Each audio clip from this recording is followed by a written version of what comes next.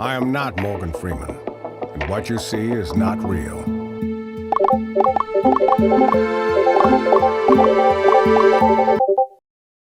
Hi, I'm Connor. And today, we're talking about something that affects every one of us.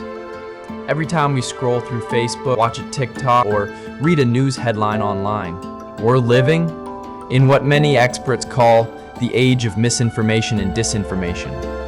And no, those two words don't mean the same thing. Misinformation is false content shared by someone who believes it's true. Disinformation is false content spread deliberately to deceive. In this video, we'll look at how this problem grew globally, why the Philippines is one of the countries hit hardest by it, what has been done to fight it, what is not working, and where we're headed in the next few years. Misinformation and disinformation have been ranked the world's #1 global risk 2 years in a row, in 2024 and 2025, above climate change and armed conflict.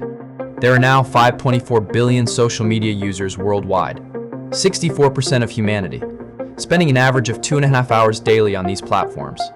Back in the Philippines, around 86.75 million active social media users, or 73.4% of the population, spend nearly 4 hours online daily, far above the global average. Facebook's own former executive, Katie Harbath, once called the Philippines patient zeros in the global misinformation epidemic. During the 2016 elections, Duterte's campaign deployed a coordinated troll army, directed by social media manager Nick Gabonata, spending 10 million pesos to manipulate public opinion. By 2022, disinformation was used to rewrite history, portraying the Marcos dictatorship falsely as a golden age for the Philippines.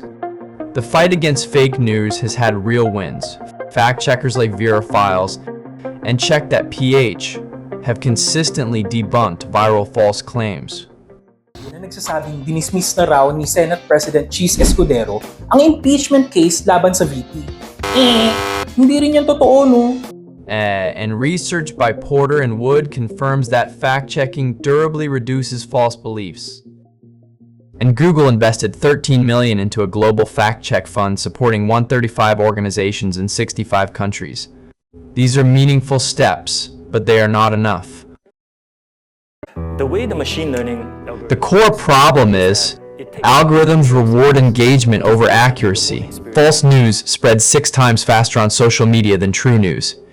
Content moderation is also inconsistent. Platforms are far less effective at catching disinformation in Filipino languages like Tagalog and Bisaya compared to English content.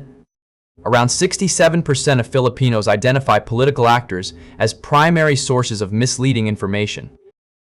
In 2025, Meta ended its third-party fact-checking program in the US, which is a major setback, and deepfake technology has already been weaponized in elections in Ireland and the Netherlands. So, where are we headed? Filipinos' concern over disinformation rose from 57% in 2020 to a record high of 67% in 2025. The generative AI market is projected to grow 506% by 2031, making deepfakes cheaper and more accessible than ever. Multiple tech experts suggest the information environment will likely worsen through 2030. However, the EU's Digital Services Act now requires platforms to act on viral disinformation, a meaningful structural check. The projection for our digital landscape is that things will worsen through 2027 to 2028, but that could stabilize by 2030 if regulations and literacy programs scale up.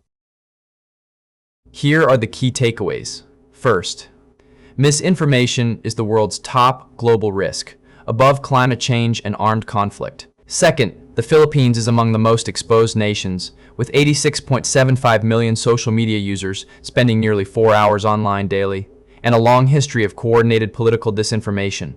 Third, fact-checking and platform interventions like Google's Fact Check Fund are working, but remain outpaced. Fourth, algorithms, weak multilingual moderation, Meta's rollback of fact-checking, and AI deepfakes are making the problem worse. And lastly, the solution is not just technology. It requires policy, education, and a public that questions what they see online. Thank you for watching. In an age where seeing is no longer believing, critical thinking is our most powerful tool. I'm Connor, and this has been my video essay. On the age of misinformation and disinformation. Bye!